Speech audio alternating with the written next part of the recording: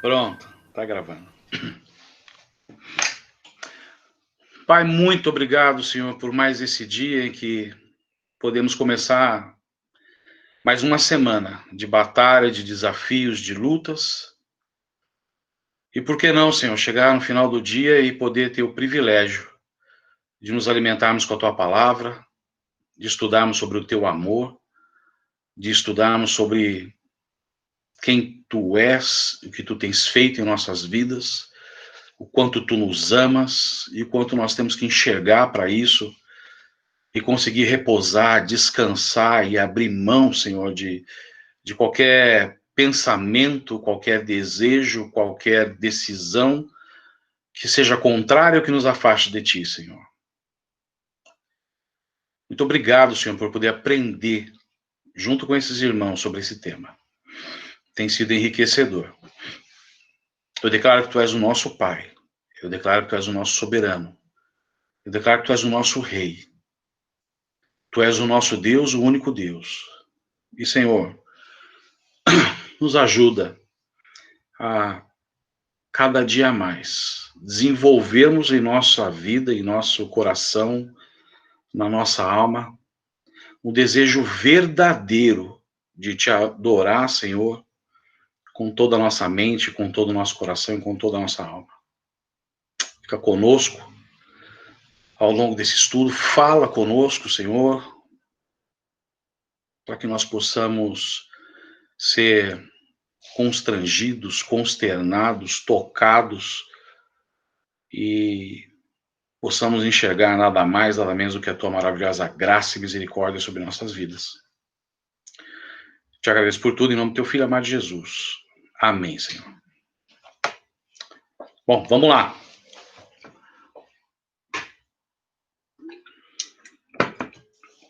Hoje eu até... Tá todo mundo vendo a tela aí? Dá um joinha que a Laís vê. Sim. Tá ok. Eu pensei em dar um tema para essa aula, dar um título para essa aula, mas fiquei meio assim. Que título eu posso dar para o estudo de hoje? Então eu vou abordar todo o estudo. Quero que vocês prestem atenção comigo, que vocês me acompanhem. E no final do curso, eu gostaria de ouvir de vocês, que tema vocês dariam? Que título vocês dariam para essa aula?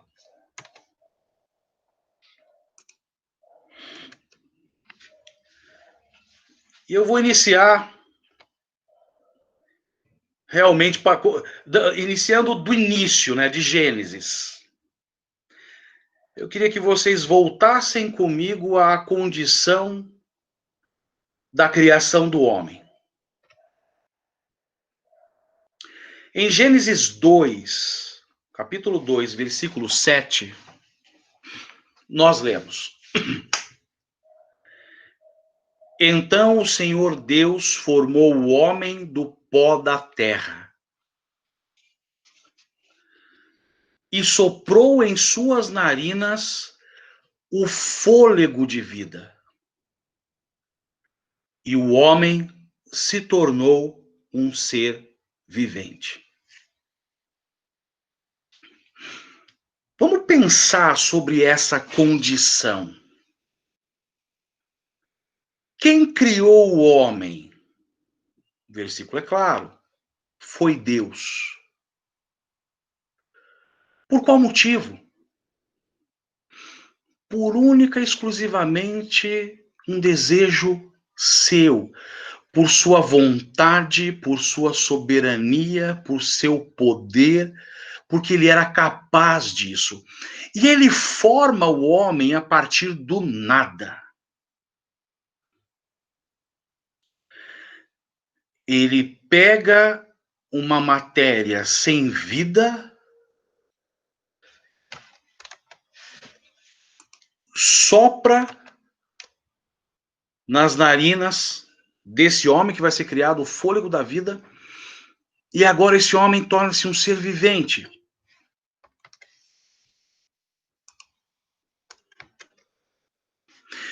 E eu não preciso trazer aqui à tona que todos já sabem, né? Nós somos criados à sua imagem e semelhança. Veja, quão grande amor é esse? Quando a gente fala que insoprou nas suas narinas o fôlego da vida, isso me remete a um versículo que é 2 Timóteo 3,16, que diz que toda a escritura é inspirada por Deus. Toda. Assim como tudo o que nós vemos, vivemos, sentimos, tudo é inspirado por Deus. Tudo foi originado a partir da sua vontade soberana. Tudo, tudo. E o inspirado, se eu traduzir o grego, o inspirado é do grego pneumos. E ele também remete à questão de soprar. E se toda a escritura é inspirada por Deus, então esse sopro de Deus deu direção àqueles que se deram a escrever as escrituras, deu sabedoria, deu conhecimento, deu orientação, deu instrução. Veja, tudo está sob o controle dele. E quando ele cria o homem,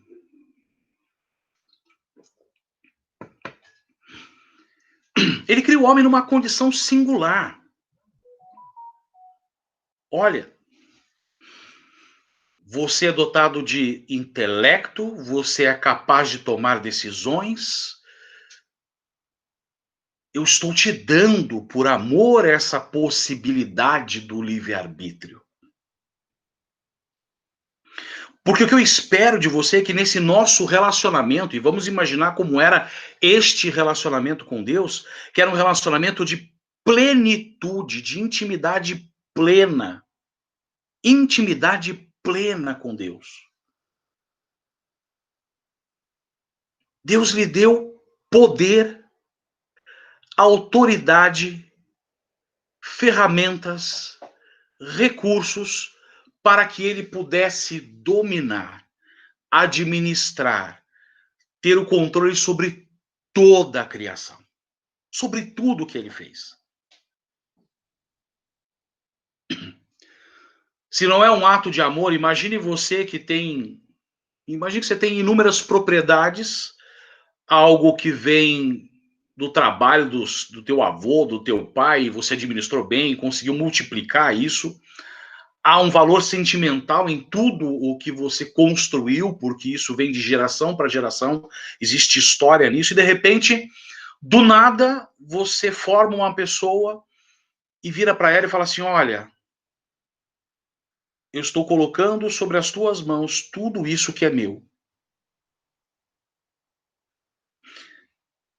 Eu vou andar contigo, eu vou caminhar contigo, eu vou te dar instrução, eu vou te dar sabedoria, eu vou caminhar contigo para toda e qualquer circunstância.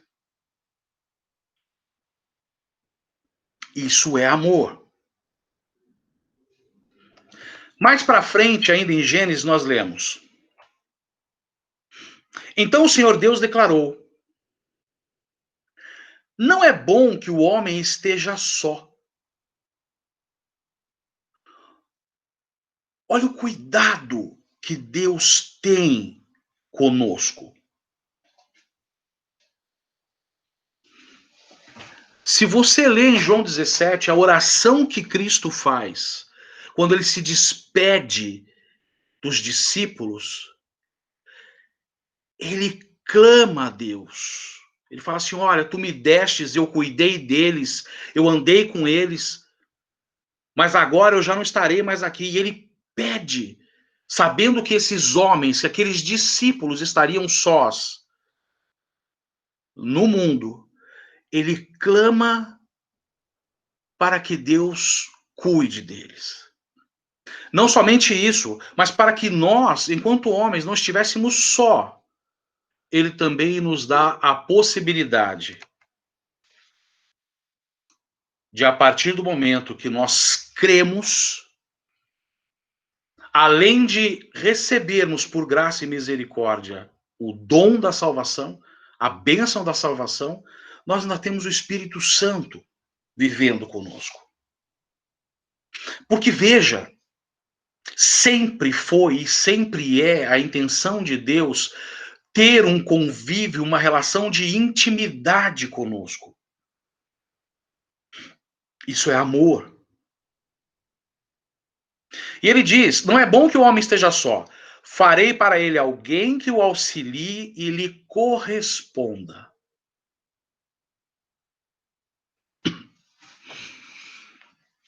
Ele cria uma auxiliadora.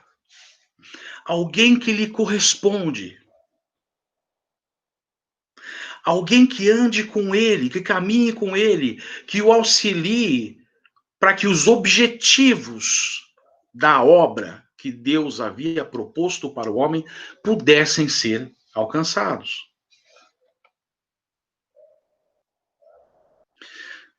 E aí nós lemos em seguida, passa-se aí alguns versículos, é o período em que Adão vai dar nome a toda a criação, e aí nós começamos em Gênesis capítulo 2, versículo 21, e lemos o seguinte: Então o Senhor Deus fez o homem cair em profundo sono, e enquanto este dormia, tirou-lhe uma das costelas, fechando o lugar com carne. Com a costela que havia tirado do homem, o Senhor Deus fez uma mulher e a levou até ele.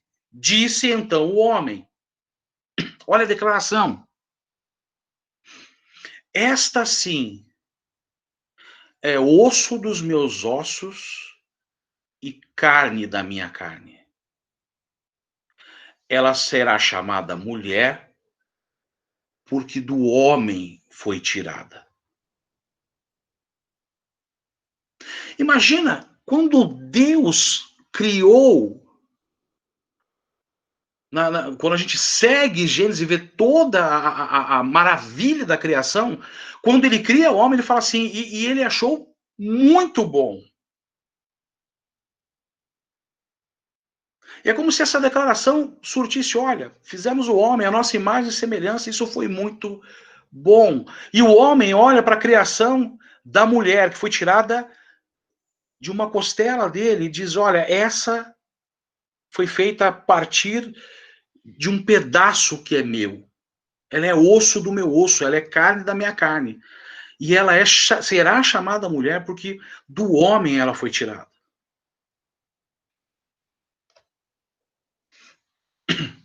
E nós seguimos com o versículo 24. Por essa razão o homem deixará pai e mãe e se unirá à sua mulher, e eles se tornarão uma só carne. Se a gente passa rápido por esse versículo, parece ficar clara a mensagem, mas entenda. Eu posso compreender que nesta relação a expectativa de Deus sempre é que nós possamos viver com Ele em tal e tamanha intimidade que nós sejamos um. Ricardo, eu não estou compreendendo o que você está falando. Olha, nós vamos ver mais adiante, nós temos alguns versículos que as Escrituras nos apresentam uma correlação em que Deus faz entre o homem e a mulher, Cristo e a igreja, Deus e Cristo, o homem e Cristo. Essa união, essa relação, essa vida conjugal, essa relação de pleno amor, de plena entrega do homem e da mulher, reflete muito daquilo que é a relação de Deus para conosco. Deixará pai e mãe, se unirá à sua mulher, é como se eu deixasse de lado todas as outras coisas que podem interferir e me dedicar 100% a uma relação íntima, sendo um. Não é a mesma coisa que Deus deseja que nós tenhamos com Ele? Nós temos que morrer para essa vida, nós temos que abrir mão dessas coisas, nós temos que deixar de lado tudo aquilo que nos atrapalha. Lemos versículos em aulas anteriores sobre isso, para que nós possamos nos dedicar plenamente a Deus, nos entregar plenamente a Deus. Essa relação é interessante. Nós podemos ver isso com mais clareza em Efésios. Efésios capítulo 5, versículos de 22 a 29. Nós lemos: Mulheres, sujeite-se cada uma a seu marido como ao Senhor. Pois o marido é o cabeça da mulher, como também Cristo é o cabeça da igreja, que é o seu corpo, do qual ele é o Salvador. Que peso! Porque quando você lê com atenção esse versículo, meu querido, a gente não está lendo nada aqui acerca de hierarquia, de domínio, de uma autoridade tal da qual eu faço o que eu quero, eu mando e eu elimino completamente a capacidade de cooperação, de auxílio, de raciocínio, de lógica da mulher que eu escolhi por ser a minha auxiliadora. Ao contrário, essa relação que Deus espera do homem para com a sua mulher ser o cabeça é a mesma relação que Cristo teve para com a igreja.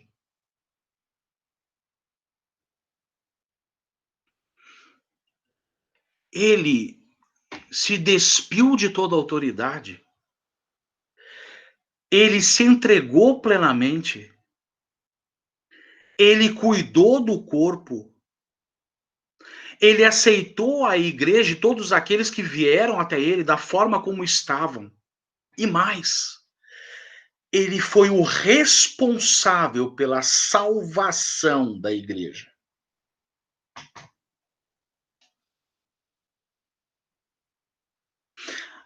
Esse é o amor de Cristo para conosco. E esse é o amor que eu, enquanto marido, tenho que ter para com a minha mulher.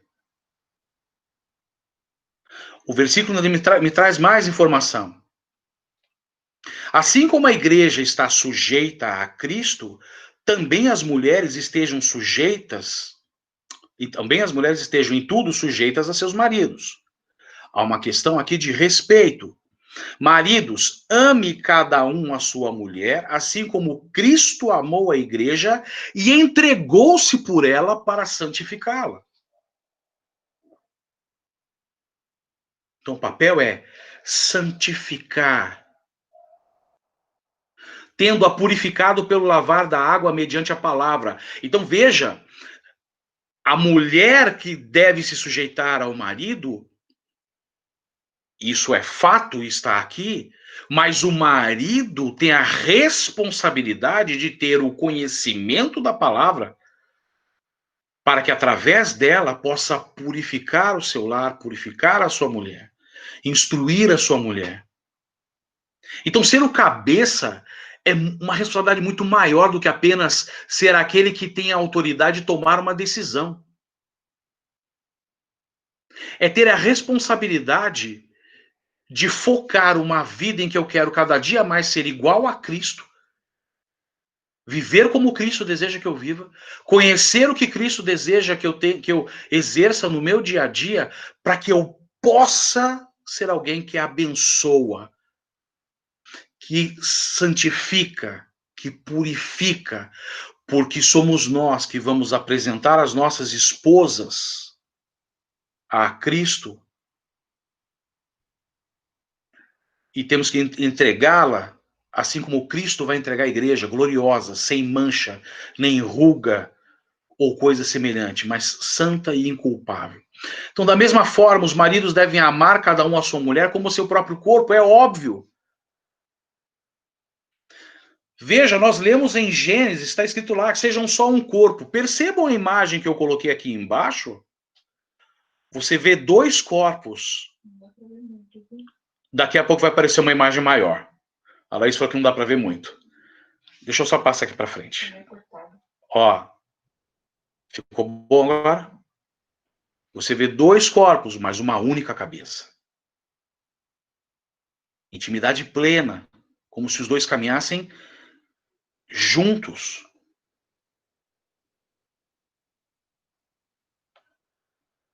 Então, não é uma cabeça dominando sobre a outra, mas são os dois em uniformidade,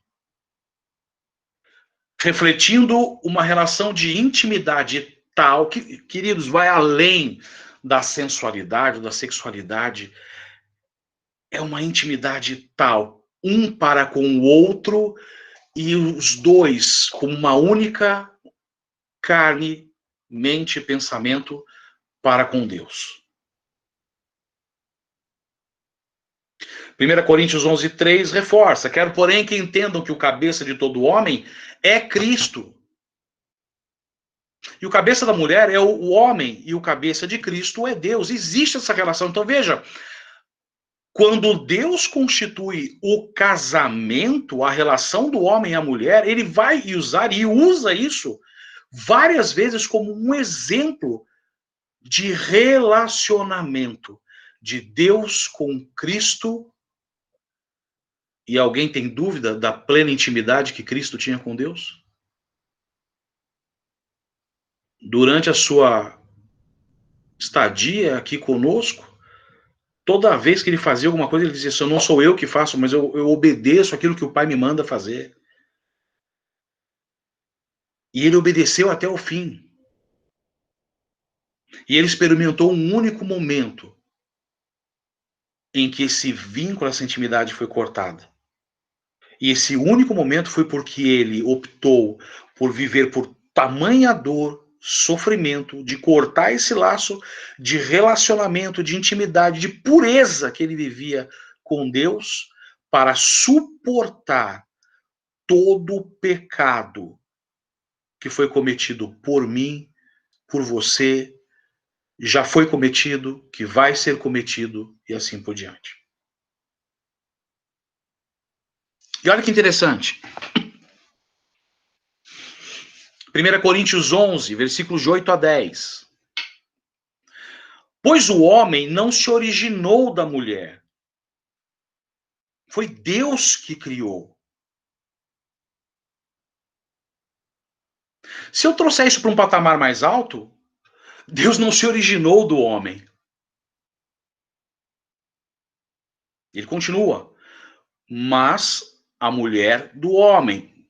Vamos inverter isso. Mas o homem de Deus. Além disso, o homem não foi criado por causa da mulher. Veja, Deus não existe porque nós existimos. Na realidade, nós só existimos por causa de Deus. E de uma existência que nós não temos a capacidade de compreender. Que eu posso traçar aqui, mas a mulher por causa do homem. Por essa razão e por causa dos anjos, a mulher deve ter sobre a cabeça um sinal de autoridade. Então, por essa razão, sabendo que Deus não se originou a partir de mim, ele não foi criado por minha causa, mas na realidade eu fui objeto da sua criação, do seu desejo, do seu amor. Pensando nisso, eu tenho que trazer sobre a minha cabeça um sinal de autoridade. E essa autoridade do homem cristão, eu só a tenho quando eu vivo uma vida em total alinhamento com a vontade, a mente e o coração de Deus. Olha, isso é até interessante, né? Porque nós lemos também em aulas anteriores versículos que traziam, olha, se você quer ser o primeiro, que seja o último. Porque eu não vim para ser servido, mas para servir. Então, se Cristo é um exemplo, e se eu tenho que ser como Cristo, porque Cristo é o cabeça da igreja, eu sou o cabeça da mulher, então a minha mulher não existe para que eu seja servido. Mas eu tenho que servi-la, cuidar dela como se fosse o meu corpo, a minha carne, alimentá-la como se fosse o meu corpo, a minha carne. Eu tenho a responsabilidade pelo seu crescimento, pela sua maturidade, pelo seu desenvolvimento espiritual. Isso é amor. Peço que vocês depois leiam 1 Coríntios 13, quando fala sobre o amor. É o maior de todos os dons. Porque ele abre mão. Ele coloca o outro em primeiro lugar. Ele não é egoísta. E eu estou falando isso não para enaltecer quem nós somos, porque longe de nós temos a capacidade de atingir isso, é difícil. Mas para que nós possamos enxergar o plano perfeito de Deus. E a gente tem que compreender que, dentro da perfeição e fidelidade de Deus, esse é o amor que ele tem conosco. É assim que ele nos trata. E esse amor tem que ser um amor tão intenso, como aquele que nós lemos em Cântico dos Cânticos. Olha, tá aí um livro que dificilmente eu abro.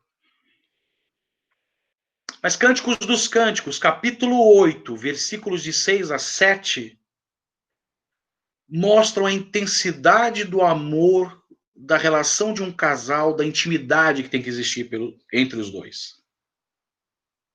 Ele diz: ponha-me como um selo sobre o seu coração, como um selo sobre o seu braço,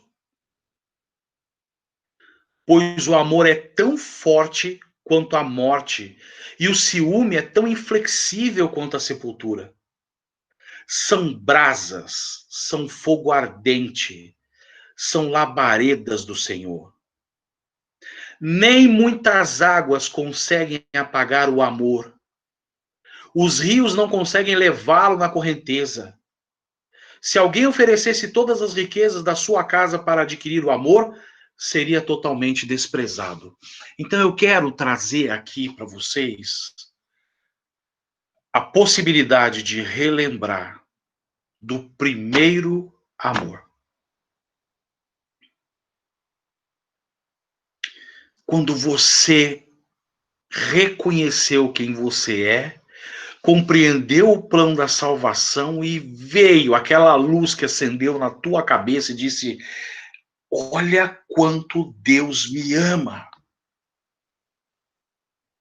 E eu tenho certeza que muitos aqui devem ter experimentado, como eu experimentei, gente, aquele período, aquele primeiro amor, aqueles primeiros anos de vida cristã, em que você ainda é um neófito, você fica enlouquecido pela palavra.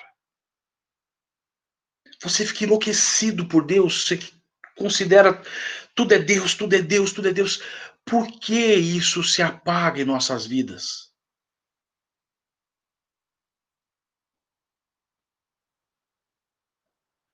Porque da parte de Deus não se apaga. Em Tiago 4, versículo 5, está lá escrito que o Espírito Santo, que ele fez habitar em nós, tem fortes ciúmes.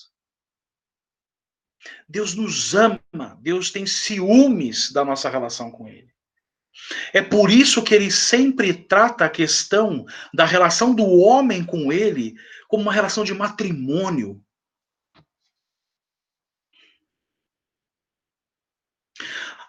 Ao ponto de, em um momento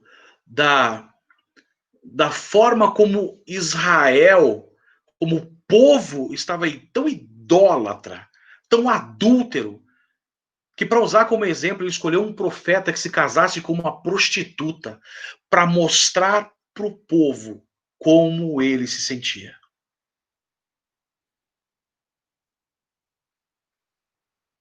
Porque eu amo você, porque eu te desejo, porque eu quero ter intimidade contigo.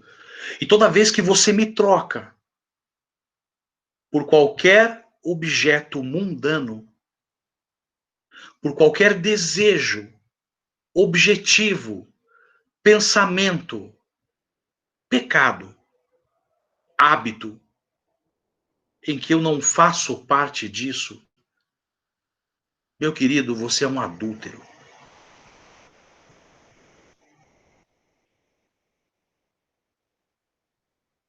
Nós lemos na primeira aula a definição de pecado. Pecado é transgressão da lei. E veja, quando você peca, você é um adúltero.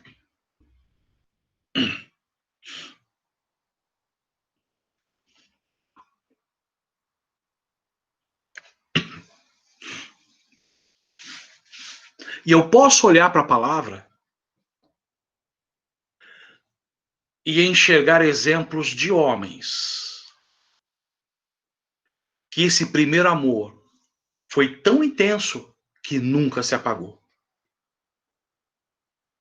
Eu não vou ler o capítulo todo de Hebreus, capítulo 11,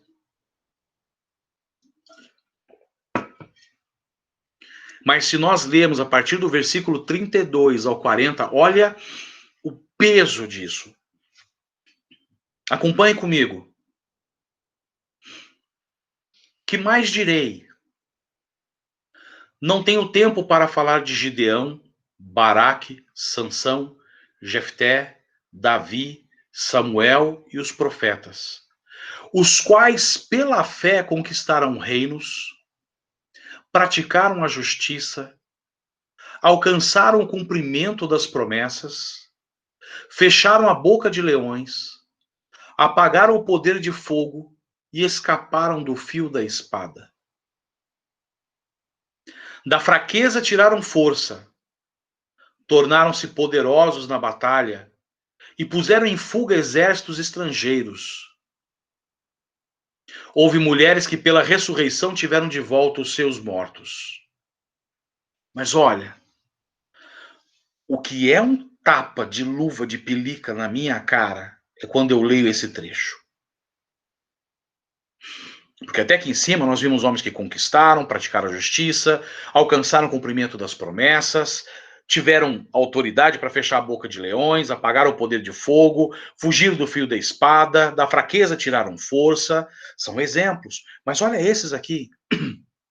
Uns foram torturados e recusaram ser libertados por amor, pela fé, pela crença, pelo primeiro amor, para poderem alcançar uma ressurreição superior. Outros enfrentaram zombaria e açoites. Outros ainda foram acorrentados e colocados na prisão, apedrejados, cerrados ao meio, Isaías,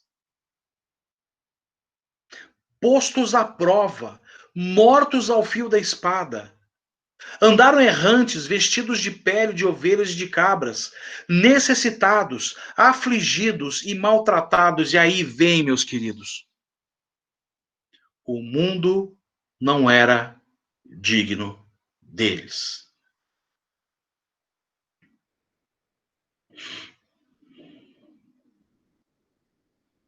Aquele que quiser ganhar a sua vida, perdê-la-á. Aquele que perder a sua vida pelo meu nome, será salvo. Eles aceitaram essa mensagem.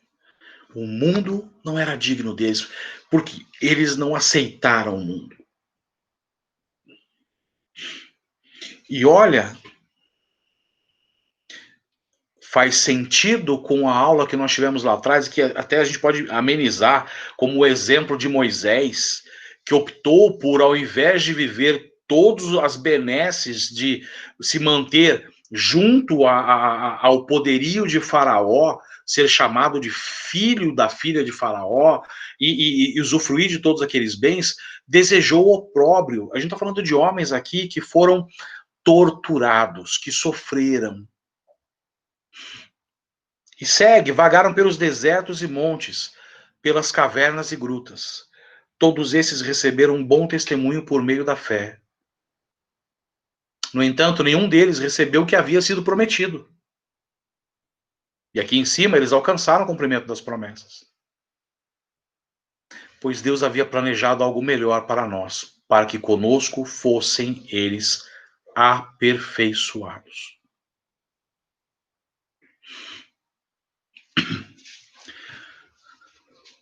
Quando eu olho para um versículo como esse, oi, amor, dando aula. Quer olhar? Quando eu olho um versículo como esse e me lembro dos problemas com os quais eu me incomodo, tiram o meu sono, me dão ansiedade, preocupação, me fazem tirar o foco de Deus, ou de desejos, pensamentos, intenções, decisões, vontades, que me fazem afastar de Deus, que me fazem tirar o foco de Deus. E eu olho para um versículo desse e me sinto envergonhado.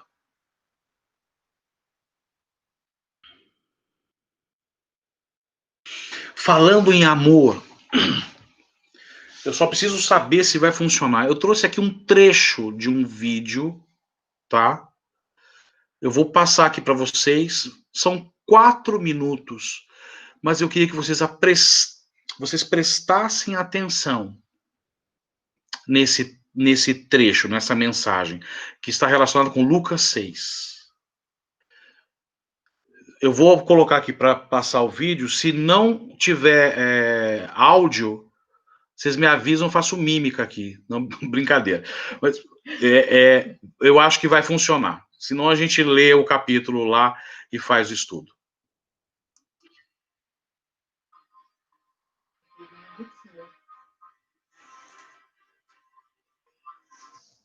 Deixa eu parar aqui. Eu não preciso ter o áudio, né? Não, mas põe o teu... Deixa eu ver com eles aqui, eu não tô enxergando ninguém. Olha o meu vídeo aqui. Vocês conseguiram ouvir a música de fundo do vídeo? É. Ah, então não vai dar. E não dá pra você puxar no... Espera só um pouquinho, então. Não vai dar.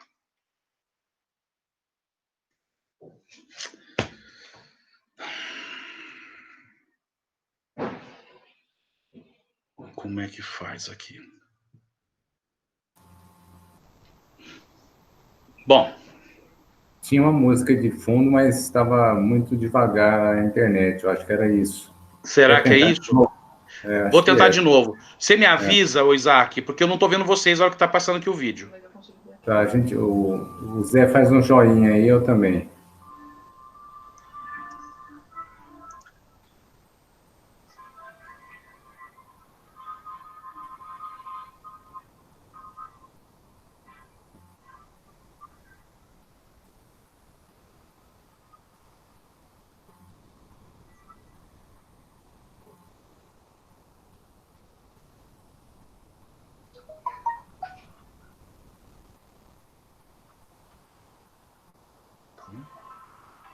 Agora não tá lá, não.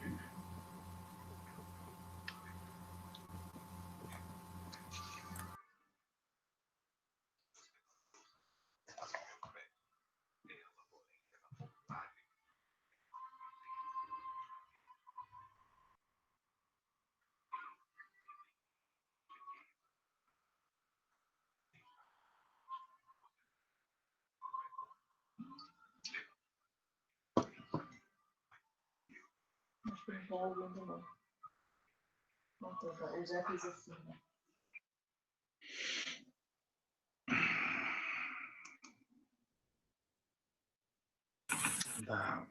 Tava sem som, Ricardo. Tá sem som, né? Abre, por favor, em Lucas 7.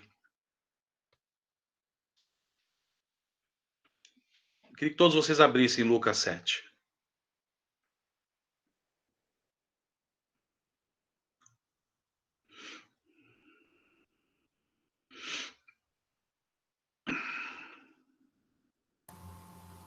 Sete o quê? Só um pouquinho.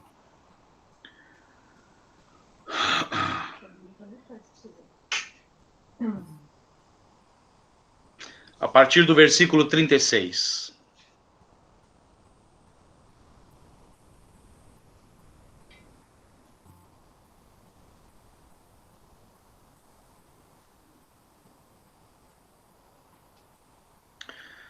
Convidado por um dos fariseus para jantar, Jesus foi à casa dele e reclinou-se à mesa. Ao saber que Jesus estava comendo na casa do fariseu, certa mulher daquela cidade, uma pecadora, trouxe um frasco de alabastro com perfume e se colocou atrás de Jesus a seus pés. Chorando, começou a molhar-lhe os pés com suas lágrimas. Depois os enxugou com os seus cabelos, beijou-os e os ungiu com o perfume. Ao ver isso, o fariseu que o havia convidado disse a si mesmo: se esse homem fosse profeta, saberia que nele está tocando, quem nele está tocando e que tipo de mulher ela é, uma pecadora. Então Jesus lhe disse: Simão, tenho algo a dizer a você. Dize, mestre, disse ele. 2 homens deviam a certo credor. Um lhe devia 500 denários e o outro 50. Nenhum dos dois tinha com o que lhe pagar. Por isso, perdoou a dívida a ambos. Qual deles o amará mais? Simão respondeu: suponho que aquele a quem foi perdoada a dívida maior.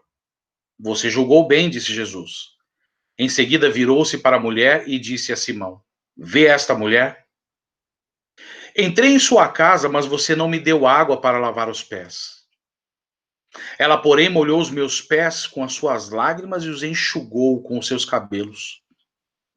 Você não me saudou com um beijo, mas esta mulher, desde que entrei aqui, não parou de beijar os meus pés.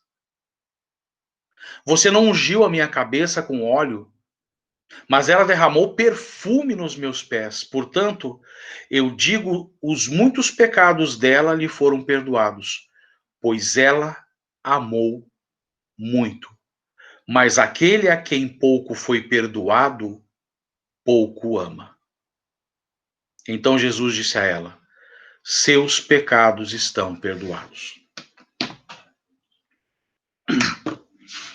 Que fantástico! Que é um exemplo do amor de Cristo para contigo, para comigo. Ele aceita quem quer que vá até Ele com um coração verdadeiro,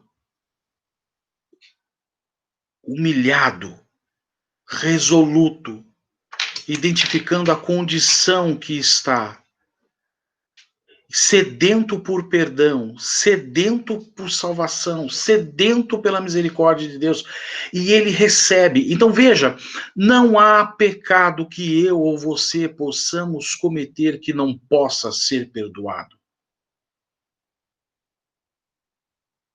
O que Deus exige é um coração sincero para com Ele. Essa mulher foi até Cristo e se humilhou. O que Cristo viu naquela mulher?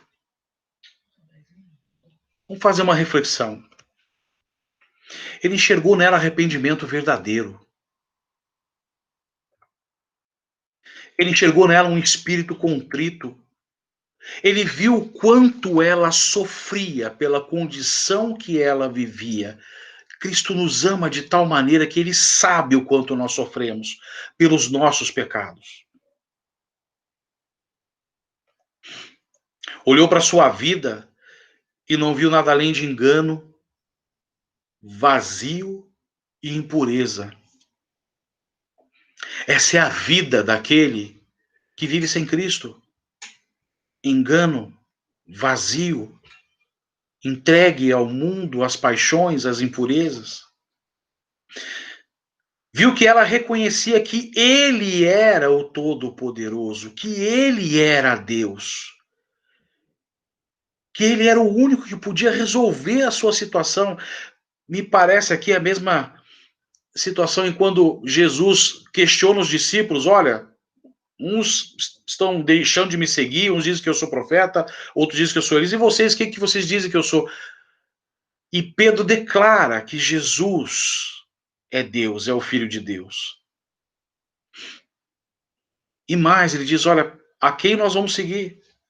Se tu tens as palavras da verdade, Pedro reconheceu quem era Cristo. Que ele era o único que tinha poder, e poder para libertar, para transformar a vida, para curar. É a mesma coisa que Cristo viu nessa mulher, nessa condição em que ela se ajoelha, chora. Essa mulher, ele viu que ela compreendeu e reconhecia nele como um fogo consumidor que não podia suportar o olhar, o pecado. Ele viu que ela sabia que ele não precisava do louvor dos seus lábios impuros, apenas um coração arrependido.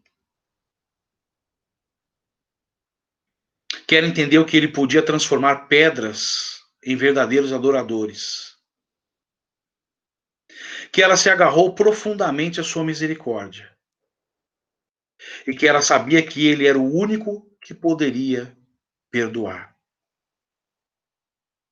Ah, mas Ricardo, é fato, assim como a parábola, pela condição de vida, pelo tamanho dos pecados, é óbvio que essa pessoa tem uma reação tão intensa assim.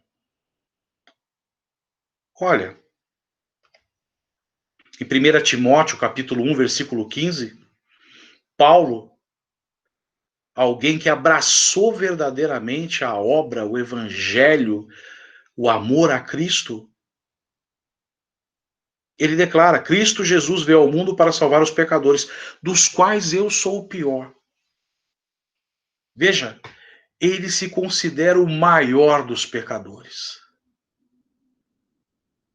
E colocando na balança tudo o que ele fez e contribuiu para a expansão e ascensão da igreja, o exemplo que ele nos deixa, que até hoje impacta a vida de muitas pessoas.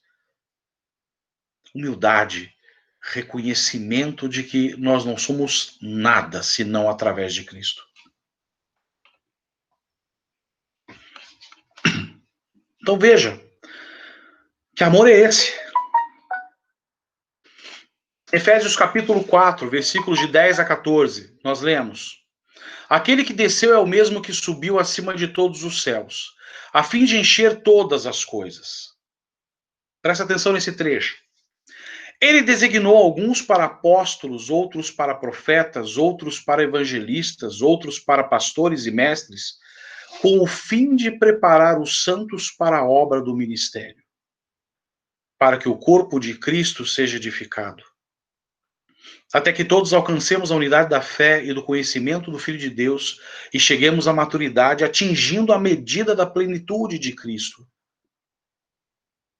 Por esse amor, eu tenho que entender que eu não estou aqui apenas para usufruir da graça e misericórdia, mas eu tenho um propósito. Assim como todos aqueles que nós lemos, os heróis da fé em Hebreus 11, todos eles carregaram sua cruz, assumiram o seu propósito. Falaram de Cristo, agiram como apóstolos, foram profetas, pastores, mestres, não se calaram, ainda que sob a ameaça de morte, de tortura, de estar ao fio da espada. Aquele primeiro amor permanecia aceso dentro do coração deles. A chama do primeiro amor fazia com que eles se dedicassem a exercer o seu papel no reino, na obra do Senhor. Mas eu posso optar por não agir assim. E aí, olha, um versículo que deveria nos chamar a atenção, Apocalipse capítulo 2, versículos 4 e 5. Contra você, porém, tenho isto. Você abandonou o seu primeiro amor. Lembre-se de onde caiu. Arrependa-se e pratique as obras que praticava no princípio. Se não se arrepender, virei a você e tirarei o seu candelabro do lugar dele. Capítulo 3, versículos 1 a 3. Ao anjo das 7 igrejas em Sardes, escreva: estas são as palavras daquele que tem os 7 Espíritos de Deus e as 7 estrelas. Conheço as suas obras. Você tem fama de estar vivo, mas está morto. Esteja atento. Fortaleça o que resta e que estava para morrer, pois não achei suas obras perfeitas aos olhos do meu Deus. Lembre-se, portanto, do que você recebeu e ouviu. Obedeça e arrependa-se. Mas, se você não estiver atento, virei como um ladrão e você não saberá a hora que virei contra você. Isso não é para amanhã, isso é para agora, tem urgência. Todo esse contexto que a gente abordou aqui agora tem que ser uma forte ferramenta de luta contra o mal que habita nos nossos corações e na nossa carne. Contra a luta que nós temos diária. Contra a situação em que Paulo expôs em Romanos capítulo 7, a partir do versículo 13.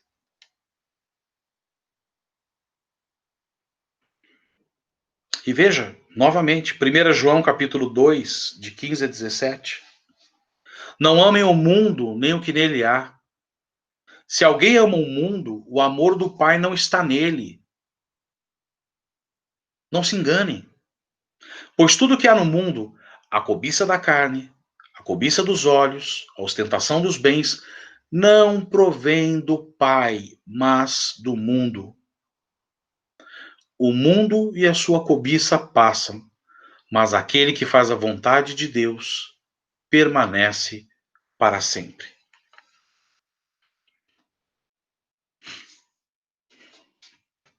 Muito bem. Fizemos até aqui uma argumentação muito forte acerca daquilo que nós temos que lembrar sobre o desejo de Deus de ter uma vida de plena intimidade conosco, a forma como Ele nos ama, como Ele ama o pecador, e a forma como eu tenho que lutar para que essa chama desse primeiro amor nunca se apague. Mas temos no dia a dia a carne lutando contra esse desejo legítimo e racional. Então a gente vai entender um pouquinho quais são algumas das ferramentas e estratégias que a carne pode utilizar para enfraquecer esse primeiro amor. Veja, vamos imaginar um casamento. O início, aquela paixão, um amor intenso, sempre juntos. Quantos casamentos ao longo dos anos o casal vai se distanciando, se distanciando, se distanciando, se distanciando, de tal forma que chega um dado momento em que parecem dois estranhos convivendo na mesma casa e muitas vezes mantendo um casamento em função da sociedade, dos filhos ou de um compromisso cristão. Não é isso que Deus quer. E não é isso que Deus quer com ele.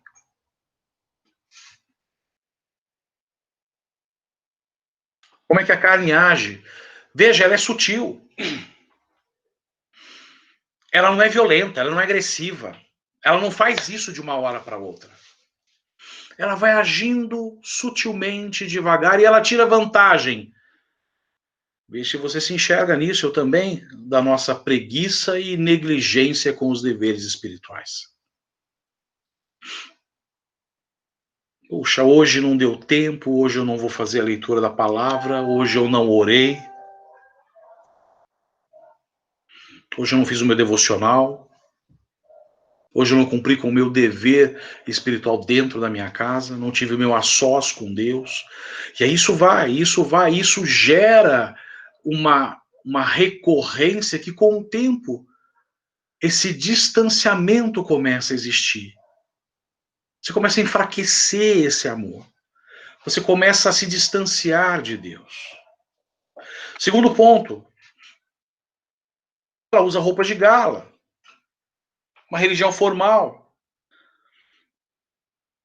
No seu íntimo, durante o dia a dia, durante a semana, e quando você está só, tem a preguiça, tem a negligência, mas veja, perante os outros, você quer agir de uma forma que seja destacado, visível. E aí, você pode ter uma atitude de ir, frequentar a igreja, participar de estudos, de coinonia, seja o que for, mas você está ali, mas não está ali. Mas se você está vestido distintamente, está usando aquele vestuário em que todos enxergam que você, puxa, olha só, ele sempre participa, ele não falta nunca. Porém, o seu coração não está ali. Hebreus 12, 28 e 29 diz: portanto, já que estamos recebendo um reino inabalável, sejamos agradecidos e assim adoremos a Deus de modo aceitável, com reverência e temor, pois o nosso Deus é fogo consumidor. Eu me lembro de um período que o Fernando fez uma abordagem sobre isso e questionou: quantos de vocês, quando entraram aqui no templo, realmente se colocaram mentalmente, espiritualmente e focaram sobre o que você estava fazendo ali? Você veio para adorar a Deus de uma forma aceitável? Você reconheceu antes de estar ali, naquele momento, que é um momento de total reverência? Que você está cultuando um Deus a quem eu devo temer?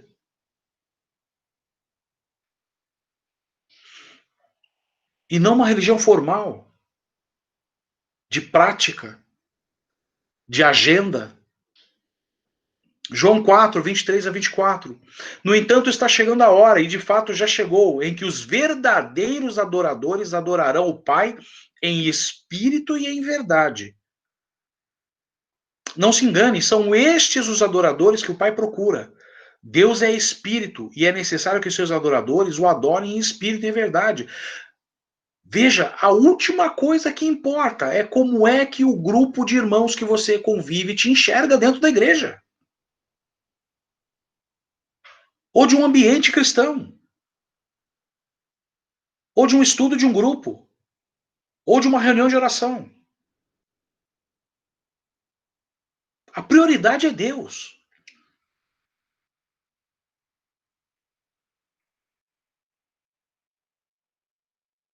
A carne troca a simplicidade da verdade da cruz em causas pessoais. Quantos têm levantado e ostentado a bandeira de serem cristãos, mas é porque isso lhe dá status, lhe dá um padrão em que é uma pessoa que vai ser respeitada em ambientes sociais, políticos, dentro da igreja. Ele usa disso para interesses próprios, quer ser respeitado dentro daquele ambiente porque isso vai lhe trazer algum tipo de benefício,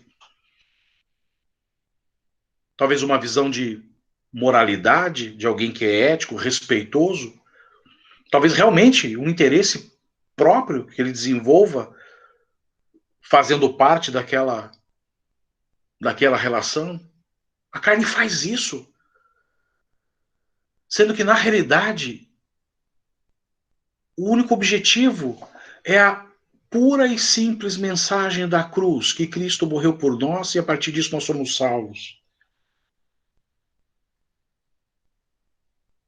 E que nós temos que desenvolver uma relação de intimidade e de plenitude com Ele.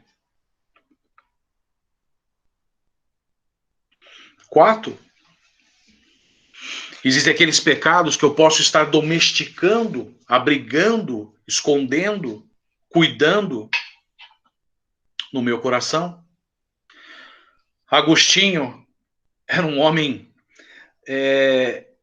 antes da sua verdadeira conversão, que foi assim um choque, né? Mas era um homem depravado. Vivia focado em ter momentos em bordéis com mulheres, depravação total.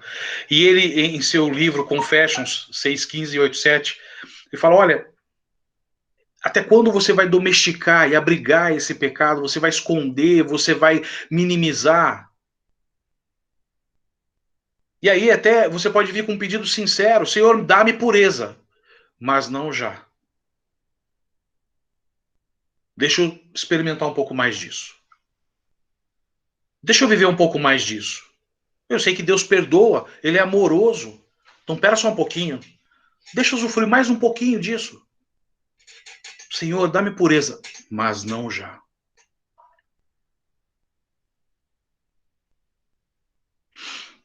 Muito comum.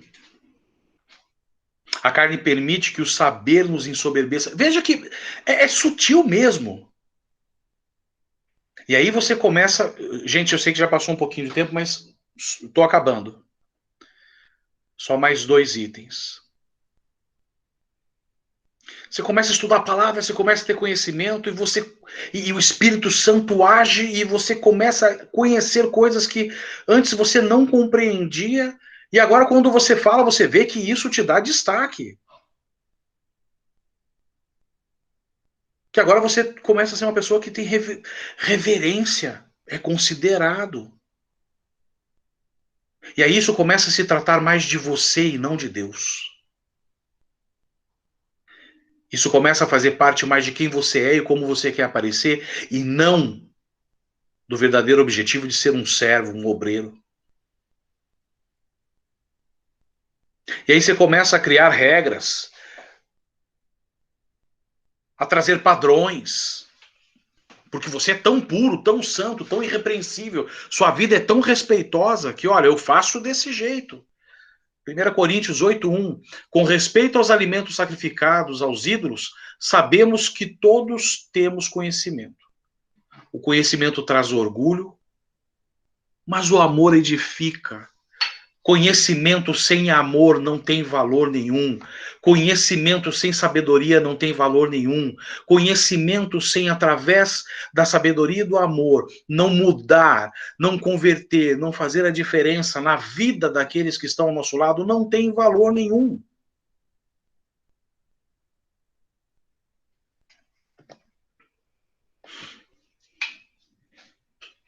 Somando a isso, a carne pode começar a focar naquilo que é do nosso interesse. Isaías 47:10. Silvia disse que travou. O pessoal dá um okzinho aí. Travou para todo mundo aí? A Silvia disse que travou a tela. Acho que ela perguntou, ou só o... Não. Não, aqui tá normal. Isaías 47:10. Pra mim tá legal. Silvia, dá uma olhada se é o teu o aparelho que você está usando. Normal. Normal? Não, é a Silvia, voltou. Tá. Isaías 47:10. Você confiou em sua impiedade e disse... Para. Impiedade. Impiedade me lembra ímpio. Ímpio é aquele que renega, despreza, exclui Deus completamente da sua vida. Então o cristão pode agir como um ímpio? Pode agir sim.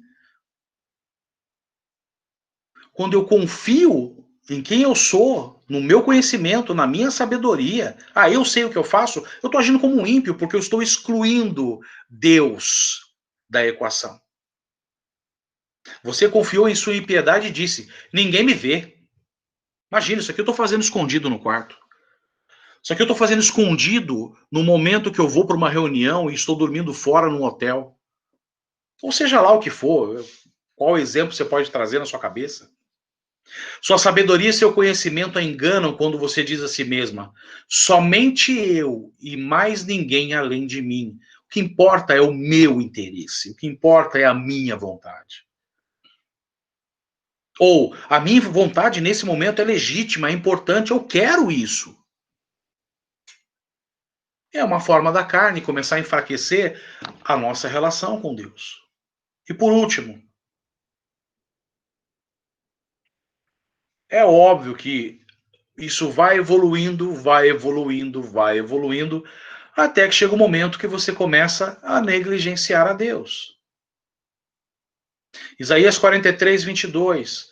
Contudo, você não me invocou, ó Jacó, embora você tenha ficado exausto por minha causa, ó Israel. E olha, por N motivos. Pode ser que você se encontre num lamaçal tão grande de pecado que você comece a se sentir tão indigno, tão pecador, que você se afasta, porque você fala, não, eu não consigo falar com Deus. E isso é o oposto daquilo que a gente viu aquela mulher que era prostituta ir até Cristo. Ela não colocou na frente todo o seu pecado e a vida de prostituição. Ela colocou à sua frente o desejo legítimo de desenvolver a partir daquele momento, receber o perdão e ter uma mudança de vida. Ou eu posso negligenciar a Deus porque eu tenho outras coisas mais importantes para fazer e isso toma o meu tempo. Amém? Na próxima semana a gente vai falar sobre o transplante da alma. Então, a gente volta para a aula 8. Olha, foi muito bom esse período de ensinar, porque eu tive o privilégio de ter 9 aulas.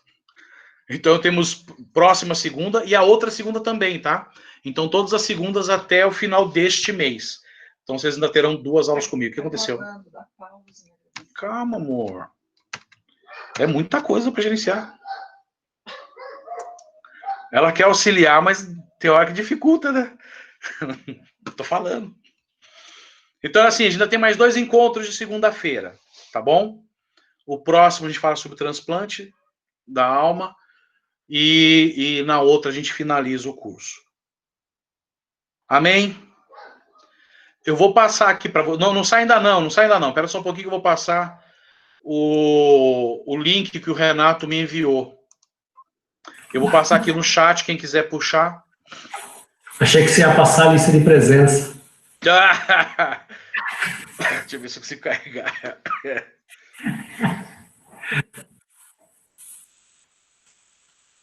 Olha, se tivesse, a lei já estava me cobrando aqui. Ai, ai, ai. Tá aqui, ó. Olha, o Renato indicou para ver isso aqui, do Ravi Zacarias. Pegue esse link aqui para assistir. Pena que tá só em inglês mesmo, sem legenda, nada. Mas às vezes se procurar, acha legendado, viu, Renato? É verdade. É verdade. É só achar lá o tema. Gente, obrigado pelo tempo que vocês tiveram de novo aqui comigo. Foi muito bom. Alguém quer fazer algum comentário? Quer fazer alguma pergunta? Já passei muito do tempo aqui. Opa. Deixa eu tirar a gravação.